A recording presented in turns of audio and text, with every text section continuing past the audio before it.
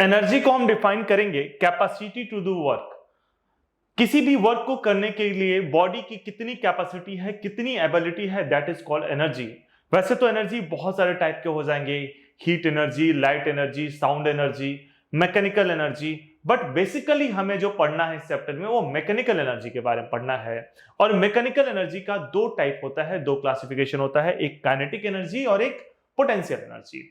तो kinetic energy क्या होता है और पोटेंशियल एनर्जी क्या होता है, एक एक करके समझते हैं। सबसे पहले हम बात करते हैं काइनेटिक एनर्जी की।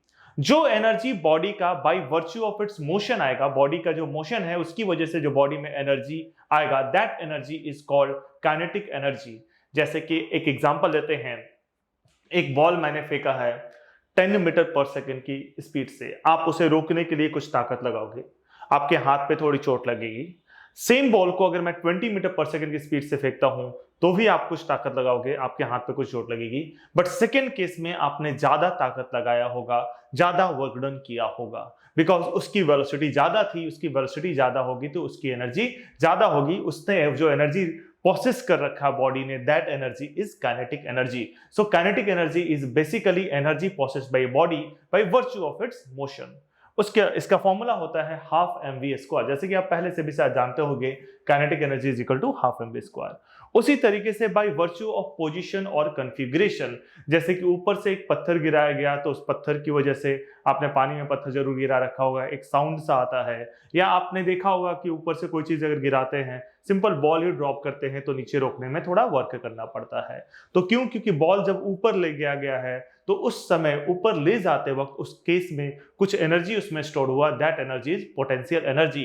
तो पोटेंशियल एनर्जी बॉडी में स्टोर्ड होता है bye virtue of its position. Body का जो पोजीशन है उसकी वजह से जो बॉडी में एनर्जी स्टोर होता है, that energy is known as potential energy. इसके अलावा केवल पोजीशन ही नहीं, कॉन्फ़िगरेशन की वजह से भी, जैसे कि आपने देखा होगा बचपन में खेलोगे, एक रबड़ ले लिया, रबड़ बैंड सिंपली, और आप बोलते हो कि दूसरे को कि खींचो, और जैसे ही खींचता होगा आप छोड़ देते होगे तो वो चोट लगता है। क्यों चोट लगता है? क्योंकि वो खींचाव की वजह से, वो स्ट्रेचिंग की वजह से उसमें एक एनर्जी स्टोर हुआ, that energy is potential energy. वैसे केवल रबड़ बैंड में नहीं होता, यहाँ पे स्प्रिंग आपने देखा होगा, स्प्रिंग को अगर आप स्ट्रेच करोगे या कंप्रेस करोगे तो उस केस में स्प्रिंग में भी एक एनर्जी स्टोर होगा, that energy is potential energy. This potential energy is due to the virtue of configuration. तो पोटेंशियल एनर्जी केवल पोजीशन की वजह से नहीं होता है, पोजीशन और कॉन्फ़िगरेशन दोनों की वजह से होता है। बट यहां पे हम लोग अपने डिस्कशन को कन्फाइंड रखेंगे ड्यू टू द पोजीशन। मतलब किसी भी बॉडी पे जो एनर्जी स्टोर होता है उसकी पोजीशन की वजह से उसे हम बोलेंगे potential energy. So potential energy is energy stored in a body by virtue of its position और कॉन्फ़िगरेशन। सो नेक्स्ट क्वेश्चन देखते हैं। Find energy possessed by an object of mass 10 kg when it is at a height of 6 metre above the ground। एक object है जिसका मास 10 kg है और 6 metre की height पे है, तो आपको बताना है कि कितना पोटेंशियल एनर्जी होगा। आपको पोटेंशियल एनर्जी का फॉर्मूला मैं बता दूं, हाइट की वजह से जो हमें पढ़ना है वो ड्यू टू द पोजीशन ही पढ़ना है। हाइट की वजह से जो पोटेंशियल एनर्जी बॉडी में आएगा, यानी कि बाय वर्च्यू ऑफ पोजीशन जो पोटेंशियल एनर्जी स्टोर्ड होगा बॉडी में, that is mgh। m is mass of the body, g is acceleration due to gravity and h is height of the body। so इस concept को हम simply questions में apply करते हैं और इस कंसेप्ट पे बेस्ड एक दो क्वेश्चन देखते हैं। जैसे कि ये क्वेश्चन है आपका, find energy possessed by an object of mass 10 kg when it is a height of 6 metre above the ground, given g is equal to 9.8 metre per second. तो सॉल्व करते हैं। सो मास है 10 kg, acceleration due to gravity है 9.8 metre per second square और height है 6 metre. तो जो potential energy stored होगा, so potential energy stored, potential energy stored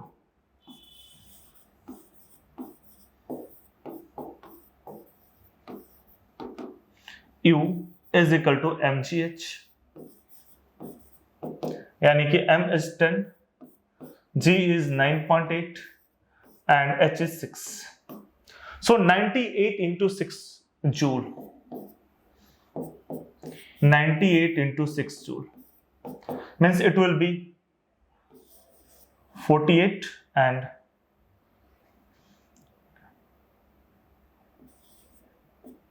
588 joule.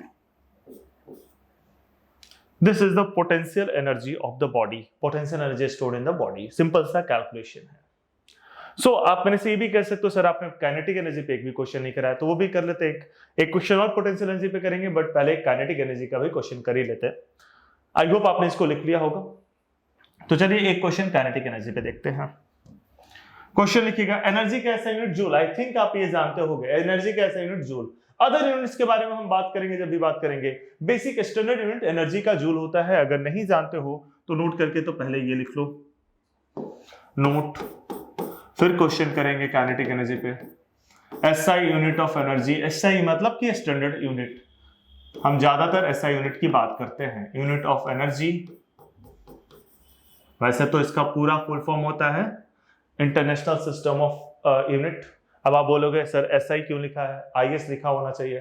सो ये फ्रांस में इसे बनाया गया था, मतलब तो वहां पे जो एब्रिविएशन फ्रांस में बनाया गया था, तो इस एब्रिविएशन का मतलब है, फ्रेंच नेम है, शायद आप लोग ज्यादा मेरे से अच्छा फ्रेंच जानते होंगे, सिस्टमे दे इंटरनेशनल यूनिट. इसका मतलब होता है international system of unit. So SI unit of energy, तो SI unit of energy is joule. Joule symbol J होता है. आई होप आपने इसको लिख लिया होगा. तो आगे बढ़ते हैं और क्वेश्चन करते हैं काइनेटिक एनर्जी पे बेस्ड. क्वेश्चन है आपका, a ball of mass 4 kg is moving with velocity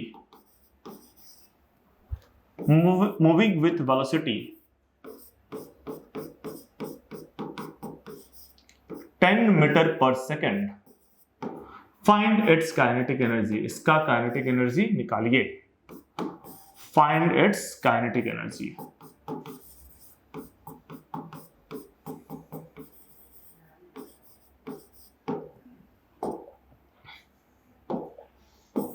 तो काइनेटिक एनर्जी होगा KE हाफ mv स्क्वायर. मतलब कि हाफ m है 4 और v है 10 square. So half into 4 into 10 square, यानी कि हाफ इंटू 4 इंटू 100. 10 स्क्वायर 100 होगा. So that will be 200. और क्या यूनिट लगाओगे? यूनिट जरूर लगाओ जूल, बिकॉज एनर्जी का ऐसा यूनिट क्या होता है? जूल. सब कुछ आपने ऐसा यूनिट में लिया है. मास का ऐसा यूनिट केजी, वेलोसिटी का ऐसा unit metre per second. So energy का ऐसा यूनिट आएगा, that is joule. I hope आपको समझ में आ गया होगा.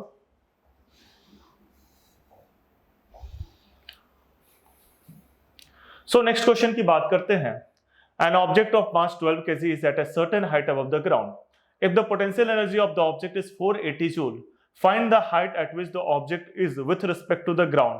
Given g, यहां पर g को 10 लेना है, बोला है क्वेश्चन में, तो 10 ही लेंगे. तो चलिए क्वेश्चन क्या है, 12 kg का एक ऑब्जेक्ट है जो कि ग्राउंड से ऊपर है. कितना ग्राउंड से ऊपर है? अच्छा ये तो दिया ही नहीं, यही तो हमें निकालना है कि कितना ऊपर है. Find the height. लेकिन दिया है कि उसका पोटेंशियल एनर्जी जो है वो 480 जूल है. तो आप बता दीजिए कि हाइट कितना है. सो गिवन क्या है और क्या निकालना है. तो इस सवाल में गिवन है हमारे पास, सवाल मतलब कि क्वेश्चन, मास 12 kg 12 kg. और क्या गिवन है आपके पास?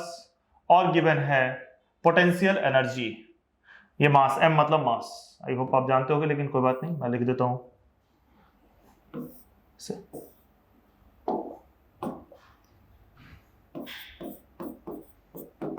मास m कितना है? m 12 kg. दूसरा है आपका potential energy U.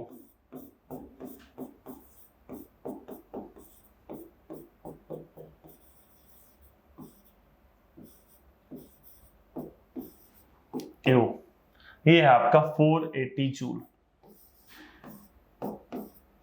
Potential energy को PE या U से भी इंडिकेट करते हैं. और हाइट यही तो निकालना है, क्या होगा? और जी हमें पता है 10 दे रखा है। सो फॉर्मूला पे पुट करते हैं, आई थिंक गिवन आपने लिख लिया होगा। फॉर्मूला पे पुट करते हैं, फॉर्मूला पे सेट करते हैं। फॉर्मूला क्या है इसका? सॉल्यूशन कंटिन्यू है, U is equal to mgh। U कितना है? 480। So 480 is equal to 12 into g यानी कि 10 इंटू एच, और यहां से 0 से 0 कैंसिल आउट हो जाएगा। 12h इज इक्वल टू 48 होगा, यानी कि h is equal to 4 meter होगा। So height of the object is 4 meter above the ground. आगे बढ़ते हैं।